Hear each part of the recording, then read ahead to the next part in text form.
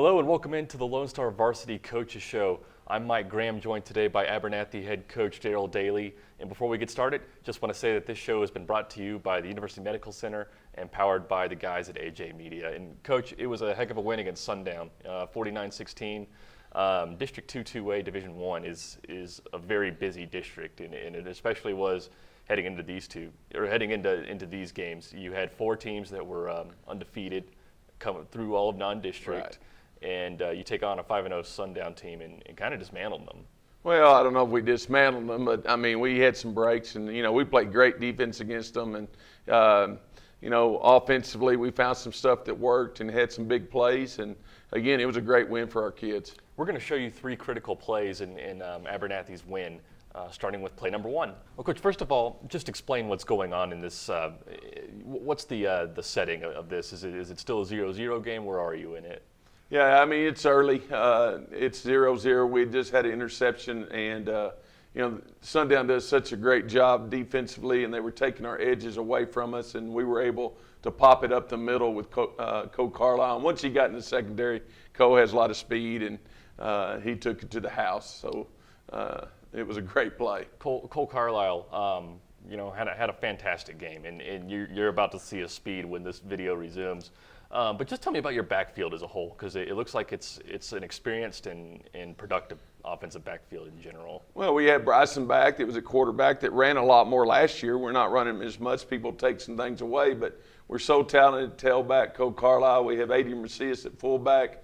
That's really more of a tailback kid that can take it the distance also. So, along with the offensive line, experienced center, Nate Sullivan, we're pretty good, in the backfield and on the offensive line. Absolutely. Now let's just look at the way that they're lined up to the way you're lined up. We'll let it loop around one more time. But were you trying to get them to bite on something? Were you trying to show them something and then deliver them something else? Well, we do a lot of run-pass options, but, and if they took that away, a lot of times we have some stuff that we can pull it and go with the outside receiver. But, they did such a good job inside. Bryson hands it off. Could have thrown it to the outside receiver, but there's such a gap inside. We're reading their tackle. Left him alone, didn't block him. If he closes down, we also can run it with the quarterback. We got to have options, and we've got a lot of different options in the backfield. And that read's got to be made in a split second. Oh, yeah. He misses it some, and we miss it some. But, as we get going, hopefully we don't miss it. And whose responsibility is it to know where the ball's going? I mean, does the running back feel it somehow with the quarterback? Is it the way that the ball's held? Is there because they have to be on the same page, right? And it's not like you can stop and yell anything. So how does the running back know when he's getting the ball and when he's not getting the ball? Well, it's the quarterback's responsibility. He puts it in the pocket, and if he doesn't pull it, the back has it. And that's tough. You got to practice it, and all teams do it. And these two do a really good job on the mesh right there. But if Bryson pulls it and Cole usually getting hit if he pulls it, and right. That's not a good deal. But again, it just takes practice, and hopefully we're getting better at it. And then, what did you make of the Sundown defensive front here? Because I mean, but before this play gets going, it looks like they're in the right positions to make the tackle on this play. I mean, every gap is occupied by either a defensive lineman or a linebacker. Well, defensively, Sundown, offensively, defensively, they're sound, they're well coached, always are, and they've given us fits. And we just did a good job. I mean, they attack, they're doing what they're supposed to. They have a few new guys from last year on their defensive front, but it's solid. We were just able to find some ways to get away from their nose guard and made a big play. And who's the key on this play? Well, the big key is just being able, like I said, everybody's base blocking. We're leaving one guy alone. We don't have to block one guy. Whatever he does is wrong. And the defensive tackle, 73, made a lot of great tackles. He's a great player. So we just didn't block him, and we read him. And we have different ways to do that. Sometimes it's defensive end, sometimes it's a defensive tackle. But again, we were able to get by him, and once you get by him, you get in the secondary, and Cole's pretty fast out in the secondary. I mean, Cole, you see him blowing away people right here. How much of an advantage is his speed, and how much has he had to work on getting to the level he's at right now? Well, he's always been a heck of a player. He's a junior. And he's been a heck of a player the whole time. From junior high on, we knew he had a lot of speed. Got hurt, didn't play in the playoffs last year, but came back strong. He's a really great athlete in basketball, track, anything he does, baseball. But we have a little more team speed in our skilled kids. They all played last year. Most of them played as sophomores. Bryson plays as a freshman. And we do have some team speeds.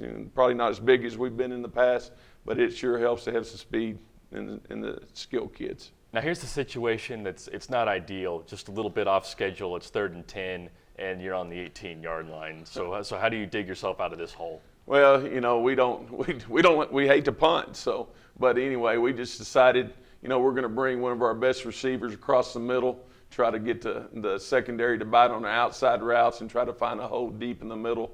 And we were able to do it.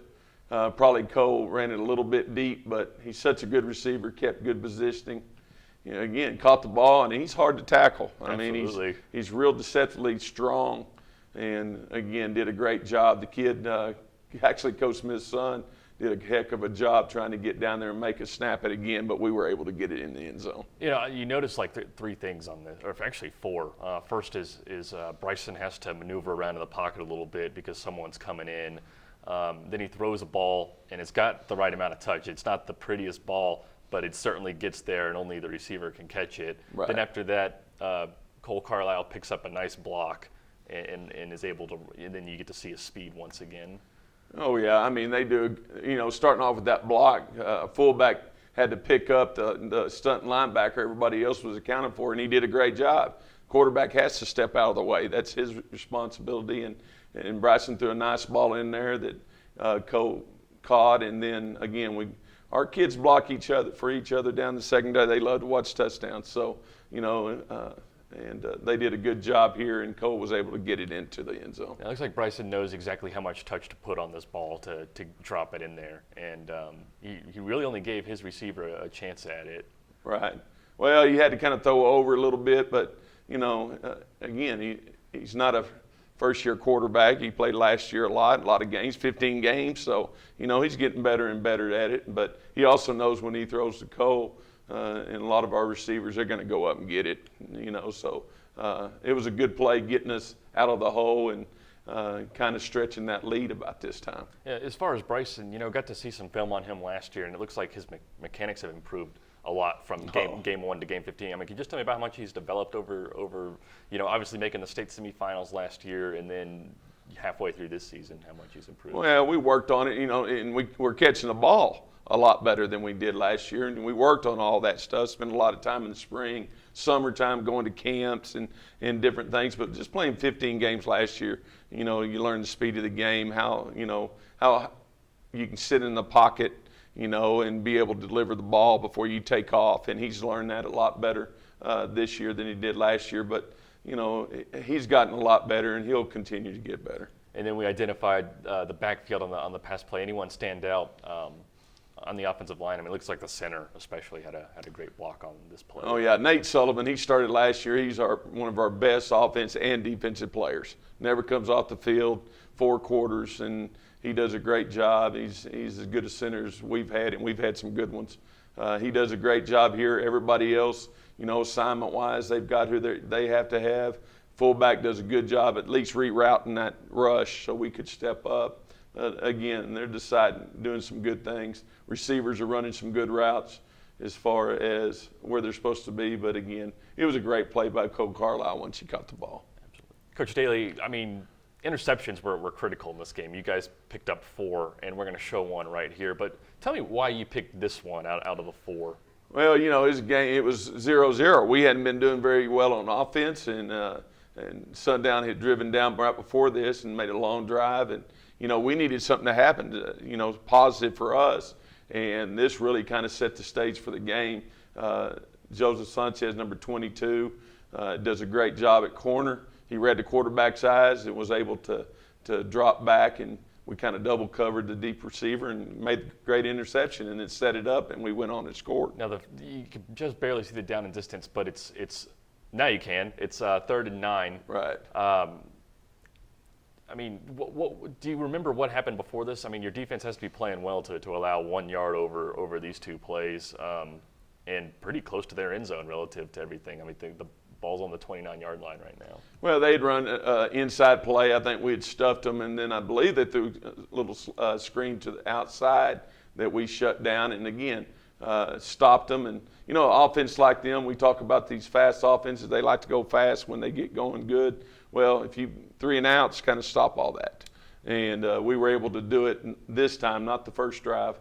And kind of like I said, it set the stage for our offense and kind of gave us some momentum at that time. So the ball's going down here to number 22, Joseph Sanchez, who's reading it, and just gave that away. But I mean, it's funny because at that exact moment he paused, it's like a light bulb went off in his head.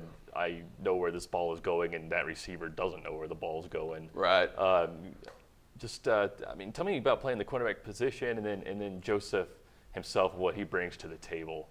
Well, one thing he brings to the table is experience. He played last year, and everybody looks at him, and he's about, he's pretty short, but people don't like to go over his side because the way he tackles and he does a great job. And again, he's another kid's played 15 games last year and 6 more right now. So he does a good job. His responsibility is the deepest guy in his flat, and he saw the quarterback's eyes, so he opened up and got the deep route and helped the safety. And, this is textbook. We were sent a rush with Bryson to try to make the quarterback throw it early, and he did, and that helps the secondary. That was exactly my next question is what was the quarterback seeing? And it looks like the quarterback panicked because Bryson was coming after him. Yeah, you had the defensive end and Bryson both. That's Sullivan at our defensive end, and you push Bryson right there. Get somebody to make a quarterback uncomfortable. That's what we talk about. You don't get him, make him uncomfortable. He has to release it or go running, and he released it, and he has to throw it up, and he floated the ball, and that's never a good deal. And we were able to pick it off. With Bryson, you see that the running back kind of successfully picks him off the first time, and Bryson keeps fighting and kind of won leverage from there and gets his hand up. And that's really what triggered the quarterback to say, well, I got to get the ball out of here. Right. Because I'm about to take a sack, or this pass is about to be broken up. Well, if you let quarterbacks like Christian Huey's their quarterback, he's a sophomore, great athlete. But if you let good quarterbacks sit back there, no pressure, and they can pick you apart. You look at that in the Big 12. You look at it anywhere. But, we have to help our secondary out because if you don't get quick pressure, we're going to get picked apart. And we were able to do it then, and then that's the result of the interception. And then you can see the players starting to react. I mean, it's always nice. I mean, obviously that interception return didn't go very far, but it looked like the players were ready to block downfield if he broke that first wave of receivers. Oh, they were, and they gave Joseph a little hard time in film that he didn't break that tackle right there. But Quintanilla is a great athlete, number 5 for Sundown. He's a really, really good receiver, cross-country kid, unbelievable kid too, and he just makes a great tackle on him. That's a good job becoming a defensive back once the ball was caught. Now, this interception, obviously they had trouble on first and second down. Now you've just taken the ball away from them. I mean, do you feel a momentum shift on the sideline at all when you're Oh, yeah, our kids now are excited, and our kids are going to, even when bad things going, they keep playing hard. But when you get stuff like that, it changes momentum in games, and sometimes this game happened, we just exploded, and luckily we did, and we scored and had some defensive scores, and that's how you win big. And then no rest for the weary. Abernathy has Olton this week, and that's a solid little football team coming at you. 500 on the year. Just another product of a tough district. Can you tell me about Olton? Well, Olton, early in the year, first game, they beat Memphis, and Memphis gave us all we wanted in 28-20 preseason. But Olton, they have some good athletes. They have a kid named Gunner is a really good running back, a lot of speed. They got a freshman quarterback starting that's is going to be a great one as he goes through. But again, freshman quarterback, just like people talked about Bryson last year, we got to put pressure on him and do great things. They've got tall receiver. A Ramage kid is 6'4", So they've got the weapons, and Coach Laster does a great job. So, we don't, I talk to our kids, don't underestimate, don't overestimate. We respect every opponent, and we're getting ready for all these games exactly the same, and hopefully, we do and play as well as we did Friday night. Now, some of the clutter cleared out of this district over the weekend. You had 4 unbeaten teams. You're thinking, maybe these are our 4 playoff teams, and then Floydada beats Hale Center, which was previously unbeaten, and that leaves you and New Deal in first place. So how big was it to win the first game, and how big is that upcoming game against New Deal going to be? Well, that's down the road, and I always talk about our most important games are one on Friday night. But, last week we talked about, hey, if you're going to win the district, and we would love to be undefeated in the district just like all the other teams, just like New Deal, just like, going into it last week, all the other ones. But, you got to win that first one. And that's a big win. It gives you some momentum. But, again, we got to take care of Olton. And we've got to play well and stay healthy. And then we got a Floydada team that just beat Hill Center. Coach Bandy does a great job there. And, again, it's a dogfight all the way through, just like it was last year. We go to the semifinals, and, we had touchdown game with Hill Center. We get 1 point, whatever it was, against New Deal. Somehow found a way to beat them. But, just because it's the first game in district doesn't mean anything. Right now, we got to win this week, next week. New Deal, definitely showed, they're tough as usual, have all that great speed and do a great job as usual.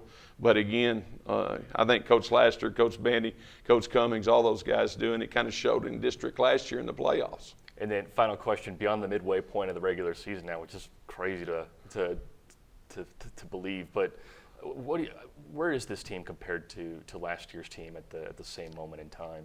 Oh, I think we're better. I think we're better just because, again, most of the kids we got on the field, not a lot of the offensive and defensive linemen necessarily, but they played those 15 games. Now, they've got 21 games under their belt, and a lot of these kids, so they should be better. But I think we're executing better on offense than we did last year at this time, no question. Defensively, that we're playing really well. We miss a kid like Xavier Rivera, the big 6'3", 300 kid, those type kids, and the depth we had with Rosales and different ones. But, man, we got some young kids on the offensive and defensive line that are doing great things, and we're getting better every week. And then, Coach Daly, we really appreciate your time. Once again, this show is brought to you by the University Medical Center, powered by AJ Media. Really appreciate Coach Daly coming in. Thank you very much. I appreciate it, Mike.